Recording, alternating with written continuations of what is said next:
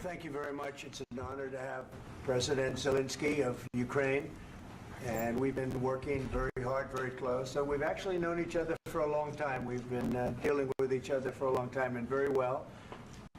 We had a little negotiation spat, but that worked out great. I think for both countries, I think for the world, actually, beyond both countries. And we have something that is a very fair deal. And we look forward to getting in and digging and working and getting some of the rare earth. But it means we're going to be inside, and it's a big commitment from the United States, and we appreciate working with you very much. And we will continue to do that. We have had some very good discussions with Russia. I spoke with President Putin, and we're going to try and bring this to a close. It's something that you want and that he wants. We have to negotiate a deal. But we've started the confines of a deal, and I think something can happen. The big thing is the number of soldiers, mostly at this point, but soldiers being killed. We're losing thousands of soldiers. So on both sides, we're losing a lot of soldiers, and we want to see it stop. And we want to see the money get put to different kinds of use, like rebuilding. And we're going to be working very hard. But we've had a lot of very good conversations. I will say until we came along, the Biden administration didn't speak to Russia whatsoever. They didn't speak to anybody. They just allowed this to continue. And I will say that, I'll say in front of you, you've heard me say it 1,000 times, if I were president, this war would have never happened. We would have had a deal negotiated for you without having to go through what you've gone through. But your soldiers have been unbelievably brave. We've given them great equipment, but somebody has to use the equipment. They've been unbelievably brave, and we give them great credit. This was supposed to be over very quickly, and here we are 3 years later. So I give tremendous credit to your generals and your soldiers and yourself in the sense that it's been very hard fighting, very tough fighting. They're great fighters. And you have to be very proud of them from that standpoint. But now we want to get it over with. It's enough, right? We want to get it over with. So it's an honor to have you here. Thank you very much for coming. We're going to sign the agreement at the conference in the East Room in a little while, right after lunch. And we'll be having lunch together. We're also discussing some other things. And we appreciate everybody being here. It's somewhat of an exciting moment, but the really exciting moment is when they stop the shooting and we end up with a deal. And I think we're fairly close to getting that, and an honor to have you. And please, I'd like to say something. Yeah, thank you so much, Mr. President. Thank you for invitation. And really, I hope that this first document, will be a first step to real security guarantees for Ukraine, our people, our children. I really count on it. And of course, we count that America will not stop support. Really, for us, it's very important to support and to continue it. I want to discuss it with details further during our conversation, and of course, the infrastructure or security guarantees. Because for today, I understand what Europe is ready to do. And of course, I want to discuss with you what United States will be ready to do. And I really count on your strong position to stop Putin. And you said that enough with the war. I think that is very important, Ben, to say these words to Putin at the very beginning of war, because he is a killer and terrorist. But I hope that together we can stop him. But for us, it's very important to, to save our country, our values, our freedom, and democracy, and of course, no compromises with the killer about our territories, but it will be later. And of course, what I wanted, we spoke about it by phone with you, about the drones production. We have very good drones production. I think the best one in the world for today, because of the war. Yes, and of course, we need very much the air defense. You have the best air defense in the world, and really you helped us under attacks of Russians. I want to speak how we can exchange the licenses. We're open to share the licenses of all our drones with you, of course, with the United States. And we need licenses for quick production of air defense. Even after the war, we need our nation to be calm, that we are secure. So that's why we need this air shield. And of course, about this I want to speak about the contingents. I think that France and UK already spoke to you, and we know that Europe is ready, but without the United States, they will not be ready to be as strong as we need. And then the last point, last not least, about exchange, about our people and children. And you know that these crazy Russians, that they stolen 20,000 of children, Ukrainian children. They changed their names, they changed their, their families, relatives, and now they're in Russia. We want to bring them back, and really, it's a big dream, task, and goal for me, and our warriors.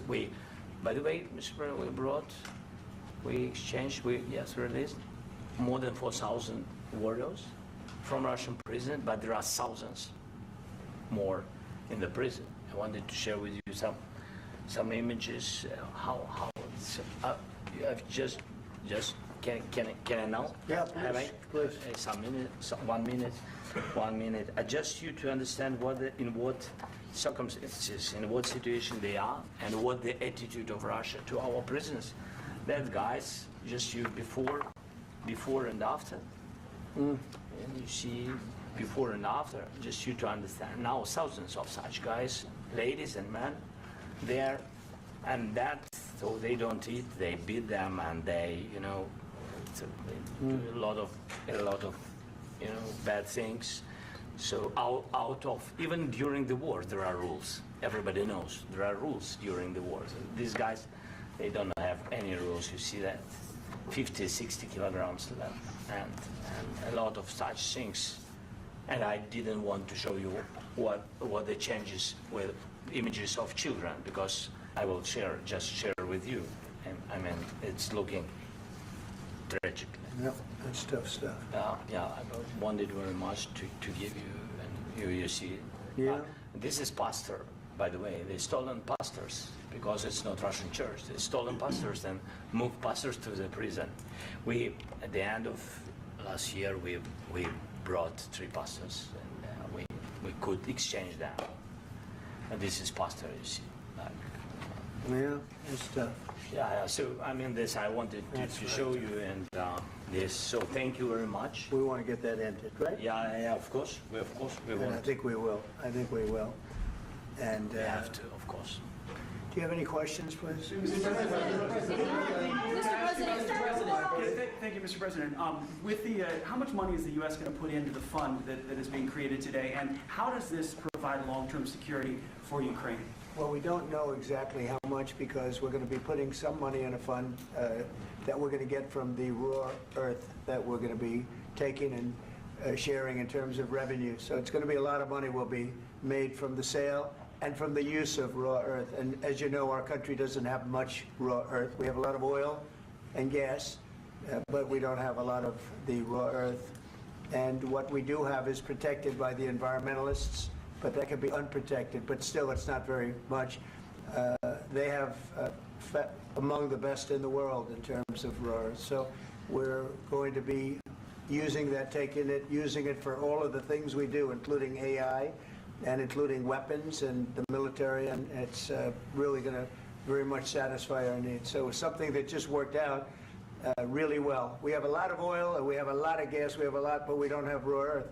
So this has just about every component of the raw earth that we need for computers, for all of the things we do. This puts us in great shape. And on long-term security for Ukraine, how does this provide? I think they're going to have great luck. I think once we make the agreement, that's going to be 95% of it. They're not going to go back to fighting.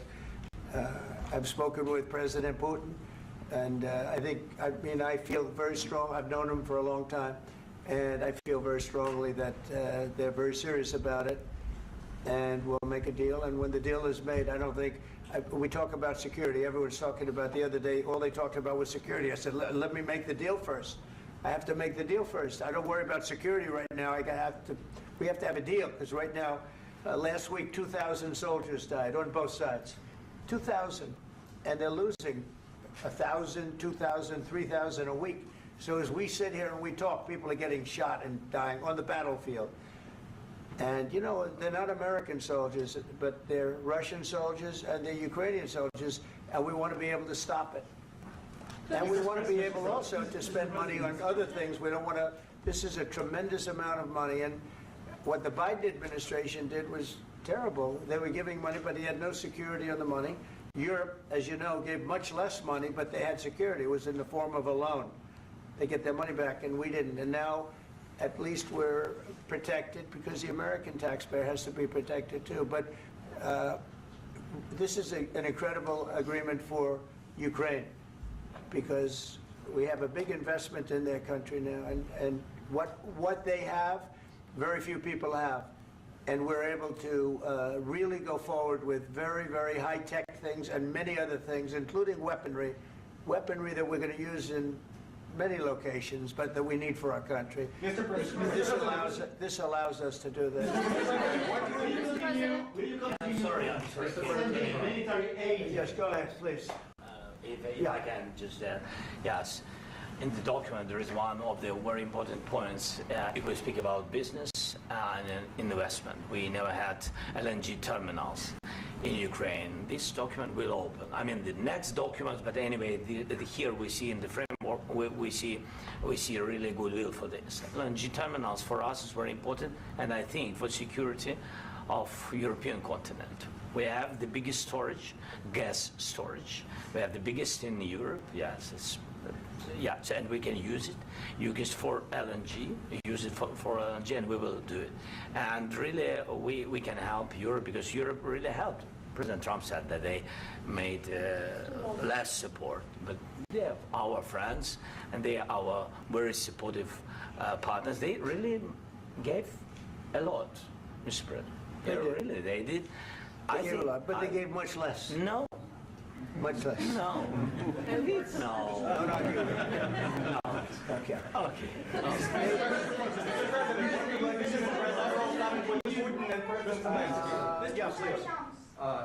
Mr. President Trump, you have repeatedly called the deal with Ukraine as a historical one. And as a President of the United States, you make historical decisions in other issues which affect America and other world. So what place in the world history do you want to take? And do you associate yourself with any famous historical figures? Yeah, I'd say George Washington, Abraham Lincoln. I would say I'm far superior to George Washington and Abraham Lincoln. Now, you know I'm only kidding, right? Because when I say that, the fake news is going to go wild. They're going to say he considers himself to be better than Washington. But you never know. You never know. I don't compare myself to anybody. I'm here to do a job.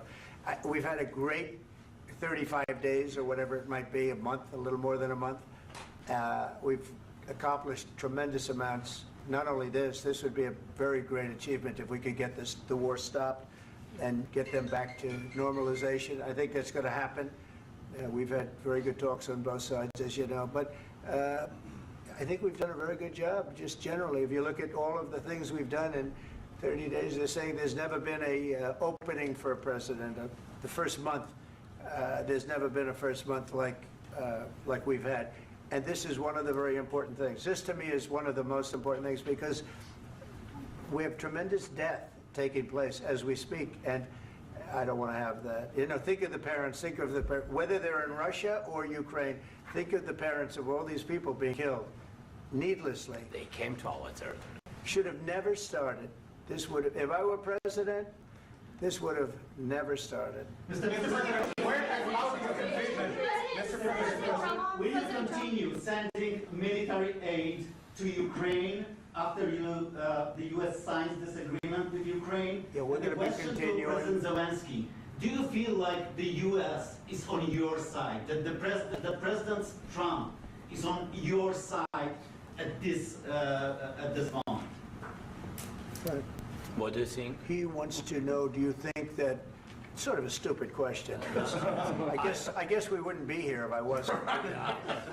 I think that the United States on our side from the very beginning of occupation, and I think that President Trump on our side, and of course, I'm sure that the United States President will not stop support. This is crucial for us. It's important for us. Yes. And Putin, the president speaks about the people and the soldiers which are dying, but they came to our territory, they came to our land. They began this war, and they have to stop. And I think this is the question, with really the most important question. Can President Trump, I hope yes, with some other allies, to stop Putin, withdraw these enemies, our enemy, withdraw these troops from our land? And I think that you asked about the history, I think that if President, or when, he will stop Putin, if President Trump will bring peace to our country, I think he will be on this wall. I think. We've had very, very good talks. What about military aid to Ukraine? President Zelensky just said that there would be no compromises with Vladimir Putin. I just wanted to ask both of you, firstly, are there compromises that you think that President Zelensky is going to have to make? And President Zelensky, is there anything that you might be thinking that you may be able to offer or bring to the table, for example, elections? Thank you. I think you're going to have to always make compromises. You can't do any deals without compromises. So certainly he's going to have to make some compromises, but hopefully they won't be as big as some people think you're going to have to make. That's all. That's all we can do. I'm here as an arbitrator, as a mediator to a certain extent between two parties that have been very hostile. To put it mildly, they've been very hostile. There's been a vicious war. There's been a vicious war. You know, it's a very level battlefield, and those bullets go out, and as I've said many times, we were talking about it with Pete, many times the only thing stopping those bullets is a human body. And in the case we're talking about, generally young human bodies are stopping a lot of bullets. It's dead level. That's why it's great farmland. It's great land. It's great farmland, but there's very little protection against the bullets that are being, and other things that are being shot. So all I can do is see if I can get everybody at the table and get an agreement. And I think we're going to end up with an agreement. Otherwise, I wouldn't probably be even here today. Mr. President, I've got two questions for you. You think ultimately your legacy will be the peacemaker and not the president that led this country into another war and ended foreign wars? And I've got a question. I hope it will. I mean, I hope I'm going to be remembered as a peacemaker. This would be a great thing if we could do this. I'm doing this to save lives more than anything else. Second is to save a lot of money, but I consider that to be far less important. So I hope I'm going to, thank you, Brian, for that question. It was a nice question. I hope I'll be known and recognized as a peacemaker. This would be a great thing to solve. This is a very dangerous situation. You know, this could lead to a third world war. This was headed in the wrong direction.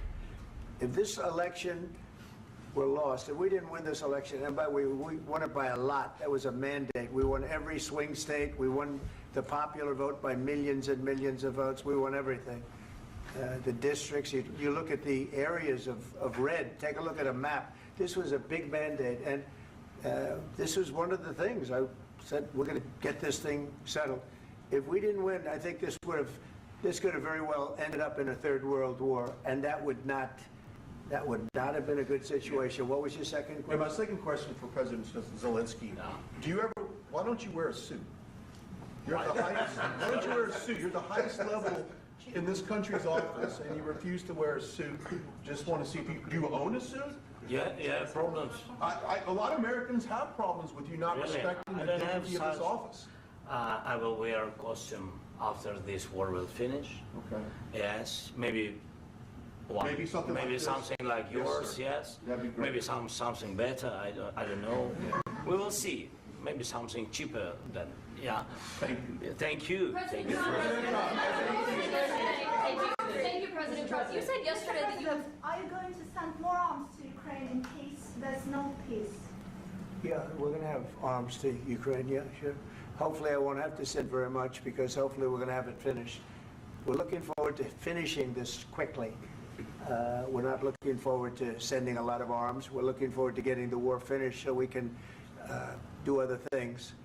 But we very much appreciate the agreement, because we needed what they had, and we're treating, you know, our country is now treated fairly. Biden didn't do that. He didn't know what the hell he was doing. This should have never happened. This should have never started. But, you know, sure, the answer is yes, but hopefully we won't have to send much, because I'm looking forward to getting it done quickly, very quickly. Does that mean you'll provide security guarantees, Mr. President? I don't want to talk about security yet, because I want to get the deal done. You know, you fall into the same trap like everybody else. A million times you say it over and over. I want to get the deal done. Security is so easy. That's about 2% of the problem. I'm not worried about security. I'm worried about getting the deal done. The security is the easy part. Security is very nice. Everybody stopped shooting. And now will Europe put people there? I know France is going to. I know the UK is going to. I know other countries are going to, and they happen to be right next door. We haven't committed, but we could conceivably. You know, we have security in a different form. We'll have workers there digging, taking the raw earth so that we can create a lot of great product in this country.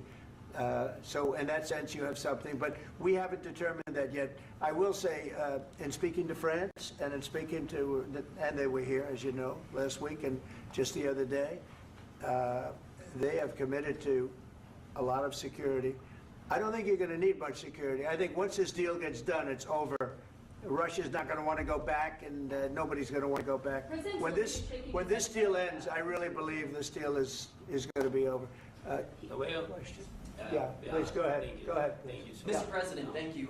You had Mr. Macron and Keir Starmer at the White House this past week, both of whom praised your courage and conviction to lead the pathway towards peace. Yes. Part of that involved, though, re-engaging Russia in diplomatic relations, something that previous leaders lacked the conviction to do so. What gave you the moral courage and conviction to step forward and lead that? Well, I love this guy.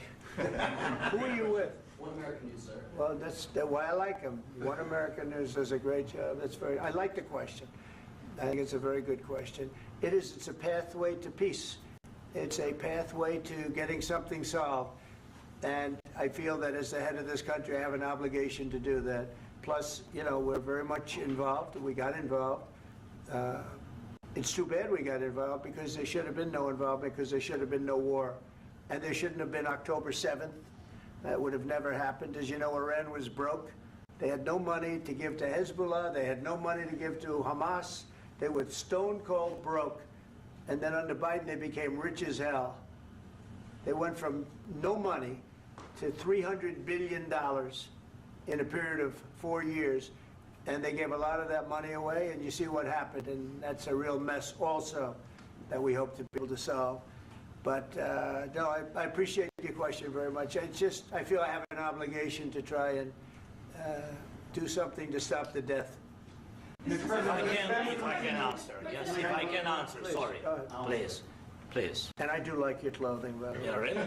Even though I think he's a great guy, by the way. But I don't know if you two like each other. But you know what? I think he's dressed. I like this guy. I don't know. I think he's dressed beautifully. So I have more serious things than answer on such Yeah, question. sure, that's I will okay. answer on more serious That's a good question if I can. That's good. Yeah. So please, about security guarantees and about just ceasefire.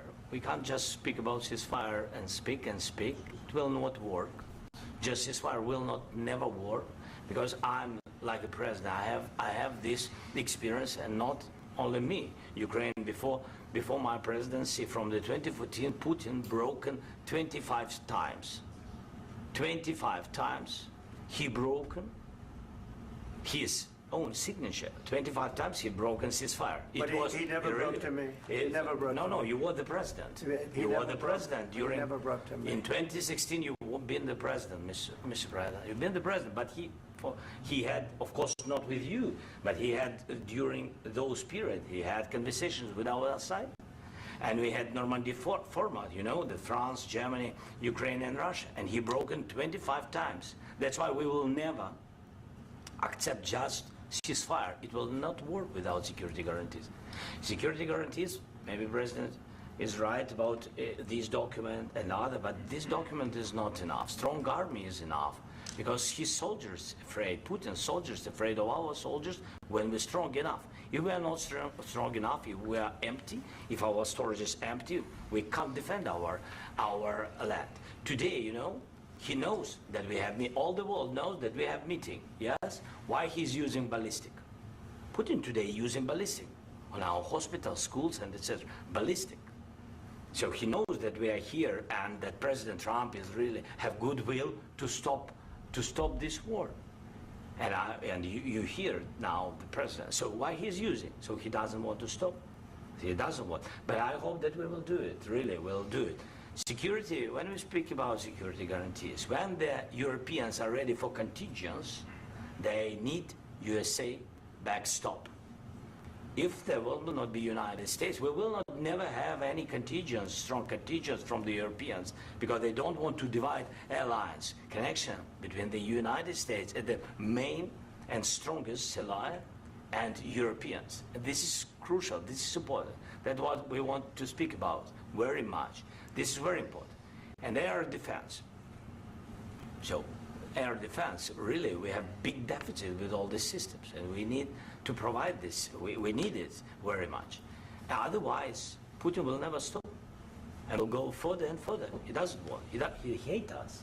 You know, it's not about me. He hates Ukrainians. He thinks that we are not a nation. He thinks, and he shared these thoughts. I think maybe with your team also. I don't know, but with all the Europeans, in media, officially and not, he always said that there is no such country, such nation, such language, and such life like Ukrainian. No, he really doesn't respect all the Ukrainians, and he wants to destroy us. And you are right, Mr. President. That's 2%. This document, maybe other documents, it's a very good start, very good, but it will not enough to stop this person. Should Russia pay to rebuild Ukraine? Mr. President, under these Should Russia pay to rebuild Ukraine? They have to pay. This question you This is didn't the like rule. because This is the rule of because the war. I'm This is sorry. the rule of the war. During all the centuries, all the history, this is the rule of the war. Who began, those pay. Do you agree, This is the President rule. Putin began this war. He has to pay all money for innovation. He has to pay. Of course, some Russian assets, what we have in Europe, about 300 billion, we can use them. We can use for innovation and buy military support from the United States also. We can do it, but it's not enough. It's not enough. President, under these circumstances, do you envision a trilateral summit Because I wanted to know. Wait 1 second. I asked this question that you didn't like because I wanted to know if you want to position yourself in the middle between Russia and Yes. Ukraine or on the Ukraine side. No, I'm in the middle. I want to solve this thing. I'm for both. I want to get it solved. And it's wonderful to speak badly about somebody else, but I want to get it solved. If we can solve it, great. If we can't solve it, they're going to have to fight it out, and who knows what's going to happen. But I want to see it get solved. May I follow up? One more question about U.S. troops in Europe. After Russian invasion of Ukraine, your predecessor sent additional troops to Eastern Europe, including Poland, my country. Yeah. Are you committed to keeping these troops on the eastern flank of NATO in the future? I'm very committed to Poland. I think Poland has really stepped up and done a great job for NATO. They, as you know, they paid more than they had to. They are one of the finest groups of people I've ever known. I'm very committed to Poland. What about Baltics? Poland's in a tough neighborhood, you know. What about the Baltics? The Baltics, they got a lot of, it's a tough neighborhood too, but we're committed. We're going to be very committed, and we're committed to NATO. But NATO has to step up, and the Europeans have to step up more than they have. And I want to see them equalize, because they are in for far less than we're in, and they should be at least equal. You understand that? Why is the United States, we have an ocean in between, why is the United States in for so much more money and other things as Europe? With that being said, and as you said, they've also been obviously very helpful. But we have put in far more than they have, and I think they should equalize. Mr. President, Yeah, please, go ahead. About the agreement again today, what changed between the first time that Secretary Bessent gave President Zelensky the agreement and today for the signing? We made a deal. So What was the I'm just- deciding factor? I'm a business person. We made a deal. That's what changed. Along with the mineral, I didn't think we were going to make a deal, and we ended up making the deal, so that changed. Mr. President, what and how do you envision a trilateral summit with President Zelensky and Putin? I don't know, under but these well, they circumstances? don't like each other. I can tell you that. They do not like each other. This is not a love match. And it's unfortunate. That's why you're in this situation. The United States should not have allowed this to happen. Okay? The United States, run by a man that didn't know much, I'm going to be very nice, run by an incompetent person, very incompetent person, should never have allowed this to happen. I've stopped wars. I've stopped many wars. My people will tell you, I stopped wars that nobody ever heard about. I stopped wars before they ever started. You can look at some of, I could give you a lot of nations that would tell you right now they were probably going to war. I could tell you right now there's a nation thinking about going to war on something that nobody in this room has ever even heard about. Two smaller nations, but big, still big. And I think I've stopped it. But this should have never happened. Mr. President. Sorry, just a second. About any negotiations. First of all, I want really to tell you, and I think that everybody understands that Ukraine, more than Ukrainians, nobody wants to stop this war. But at the future, any negotiations, it's understandable that two sides of the war, not Russia and the United States, because this is not the war between Russia and the United States. This is war of Russia against Ukraine and Ukrainian people. So these two sides will be at the will be at the negotiation table. Then of course United States, like the strongest partner of the Ukraine, and of course Europe. I think Europe is very important. I want to speak about it with the President. Yes, Europe is very important for us because we really defend Europe for today. All Europeans really recognize that we are defending line and they have real life and our people are dying. That's why they helped us. And also it's about the NATO. Yes, between, like the President said, you have big, nice ocean. Yes, between us. But if we will not stay, Russia will go further to Baltics and to Poland, by the way. But first to the Baltics. It's understandable for them because they've been in the USSR. You know, they've been one of the republics of the USSR, and Putin wants to bring them back to his empire. It's a fact. And when he will go there, if we will not stay, you will fight. Your American soldiers, it doesn't matter, do you have ocean or not, your soldiers will fight. Mr. President, would you be willing to visit Ukraine, maybe Kyiv or Odessa, which is going to be at the riviera or Black Sea? It was my question. I'm sorry. I don't want to talk about Odessa now. Let's not talk about Odessa. I want to talk about making a deal, getting peace. We don't have to talk about Odessa, but a lot of cities have been destroyed. A lot of cities that are not recognizable. There's not a building standing. No. And a lot of things have to Mr. President, you have to come and to look. No. We have very good cities. Yes, a lot of things have been destroyed, but mostly cities alive and people work and children go to school. Sometimes it's very difficult. Sometimes closer to front line, children have to go to underground schools or online, but we live. Ukraine is fighting and Ukraine lives. This is very important. And maybe it's Putin is sharing this information that he destroyed us. No, he lost 700,000 people, 700,000 soldiers. He lost everything. Yes. So. Mr. President, one more. I mentioned Poland. Please, go ahead. When did you last speak with President Putin, and what did he say that? A couple of days ago. And what did he tell you that gave you the assurance that he wanted peace? Well, that's what I do. My whole life is deals. I know pretty good. And I've known him for a long time. I've dealt with him for a long time. He had to suffer through the Russia hoax. You know, Russia was a hoax. It was all Biden. It was nothing to do with him.